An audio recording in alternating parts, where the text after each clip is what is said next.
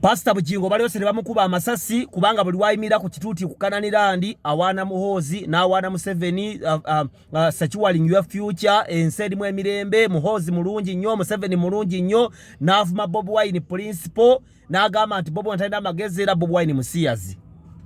Kati njagala okubalongoosa obwongo.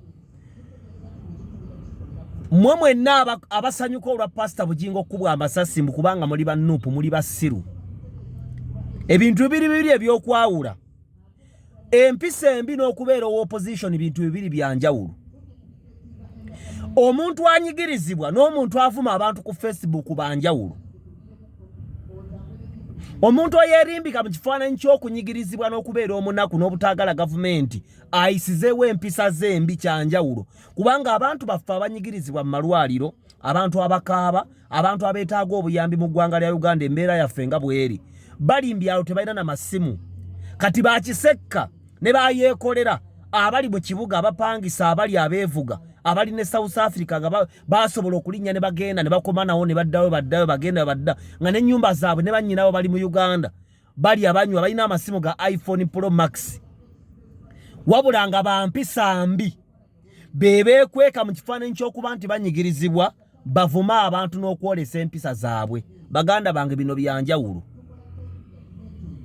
Bwemba mugamba nti Uganda mbi nnyo abantu bafa Abitex wa Nuupu ne Bajjo wa Nuupu era bagoba NRM ne bagoba Bebekulu ne bagoba Mayinja ne bagoba Alien Skin mu Kivulu ekitegeeza nti bonna abali mu nkuuka baali ba Nuupu no wanda ne Kabaka teyajja kuba newe NRM kubanga abaleeta NRM Kabaka wa Buganda yaita NRM olutalo lwali luganye ne bayita Kabaka kyovala nti yazze mu nkuuka kuba newe NRM. Kakati bwe tugamba nti Uganda erimu obutemu era nti bakubye Pastor Bugingo kubanga Uganda mbi abannupu ababadde mu nkuuka nga tewali badde yafudde. Nze ssaawa zaagenda okuwera 6 nga ndi mu kibuga nga nvuga neetooloola. Effujje lyali awo ku lubiri abantu baavuga emmotoka baavuga pikipiki baazikulula baavuga Subaru baakola effujjo baaleekaana mu bbanga baakole buli kye baagadde kyonna baakikola. Tewali yafa n'ogu. Police report gyo yafulumye eraga nti Christmas abantu beekubye ebikonde ng'abantu balwana nga batamidde naye abantu abaafudde salabye muwendo naye normally abantu tebafudde.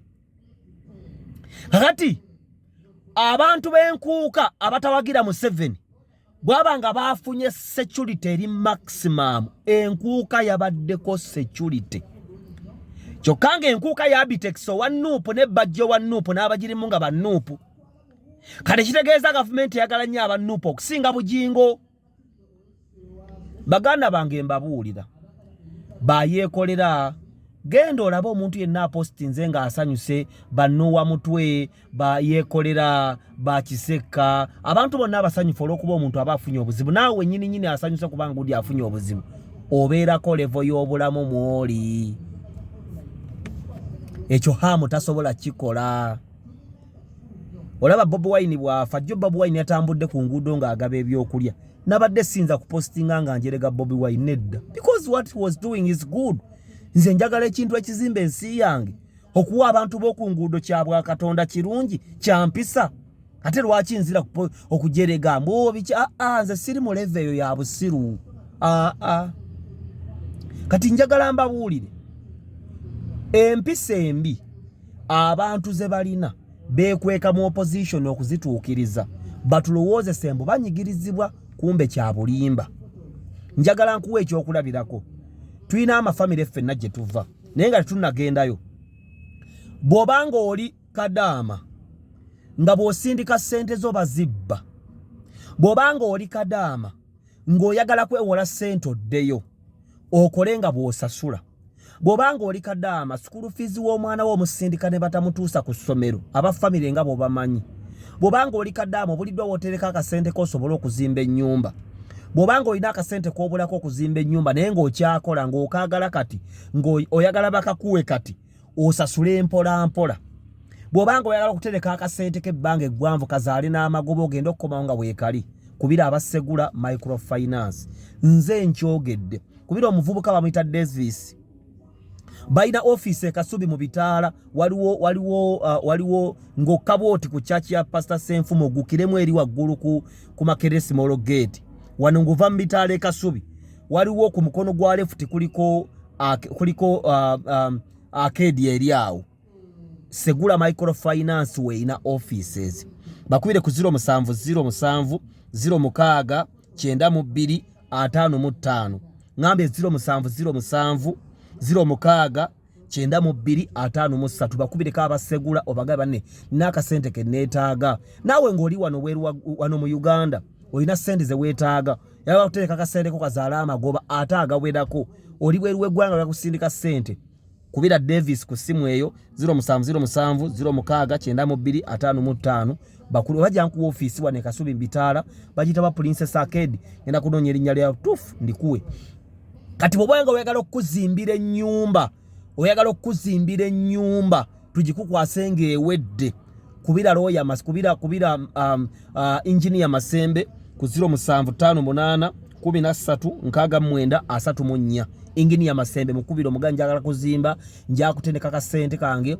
na Lutungu Construction International Company Limited bari registered osoteka ka sente ko mpola ogendo tuko okuzimba nga kasente ko kaweze oyinawo obusente bwagala kuzimba wayotandika musinga okudabiriza anju yakukola buyimba bapangisa Lutungu Construction International Company Limited ne Segula Microfinance ebyensimbi okadama biteredde tukuwali siti zo nti bane wasendisa milioni 2 ono twamuwadde 5 ono 10 ono 8 oli 2 ezifisewo zizino lisiti yo yino kakatuze ku nsonga tulina mu family abantu baffe nkirabira mu family oyinza okubanga mu family gwa amazima gwaweerera abaana gwazimbye ennyumba gwafaayo naye bw'ofuna ebizibu walaayo ogenda okuwulira nga mukuluwo oba mutoowo oba sengaawo ng'afuluma ekigambo ne mu family zaffe gyebiri abantu bujingo atali ku level yaabwe bw'oba toli ku level y'abantu bajja kwogerera bubi